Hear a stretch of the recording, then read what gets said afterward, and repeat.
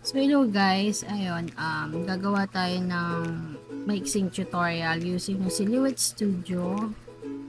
I'm using Cameo 4 na machine. So edit lang natin yung font. So I'm using Hello Najwa, basta yun. So baguhin lang natin yung letter H para magkaroon siya ng glips, para may arte-arte siya. So, ayan. So, babaguhin din natin yung at sign kasi hindi naman siya akma dun sa font. Ayan. Tapos, i-ungroup natin sila para makita natin yung mga separation ng letters.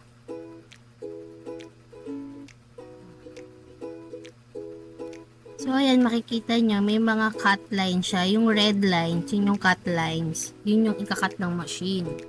So, tatanggalin natin yan. Kasi, hindi naman pwede magkaputol-putol yung ating letters.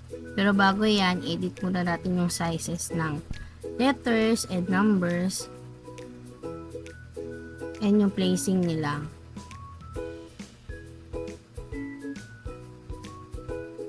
Ayan. Madali lang naman to kung sanay ka na mag-edit ng toppers. So itong na to hindi ko alam kung pwede siyang gamitin kahit wala kang machine. Kasi madali naman i-download yung app, yung software, pero hindi ko kasi alam kung pwede niyo siyang gamitin as pang-edit. Alam ko kasi nire-required yung serial number ng machine eh. So, ayan, na-weld na natin siya. Wala na yung cut lines. Nagkadikit-dikit na yung letters. So, ngayon, gagawa natin siya ng outline. Para maging 2D siya. So, ayan. Simple lang hanggang magdikit-dikit lang yung susunod na letters. Nung outline ng letters. Yan. Tapos itong isa, ito na yung final outline natin, which is yung pinakang background niya. Ito yung gagawin kong parang hologram na cardstock. So, para maganda yung effect. Kasi Sofia the First yung team ni ma'am. So, yun yung request niya.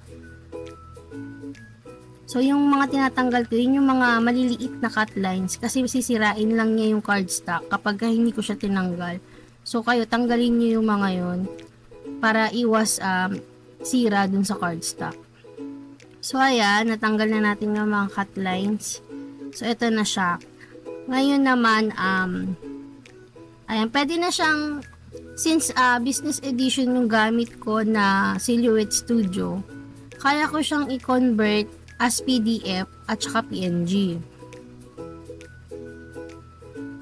So, ayan, save natin as PDF. As is na lang natin yung name para madaling makita.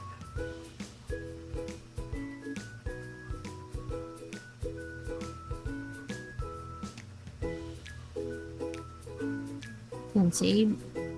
So, check natin. Yan. So, ayan, kung sa mga printable topper lang yung gagawin nyo, pwede na siya. Ikakat nyo yung pinakang last ng outline. Tapos makikita nyo yung mga white in between. Pwede nyo siyang i-cut na using craft knife para butas siya. Tapos ngayon, isi-save as naman natin siya as PNG o yung picture.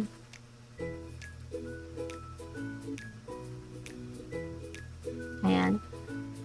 Since nga business ed ako, ayan, may ganito akong feature sa Silhouette Studio. So, ayan na siya. Ayan. Transparent na yan. So, ayan yan. Pwedeng gawing sticker or what. Kung anong gusto nyong gawin. So, ayan. Thank you for watching.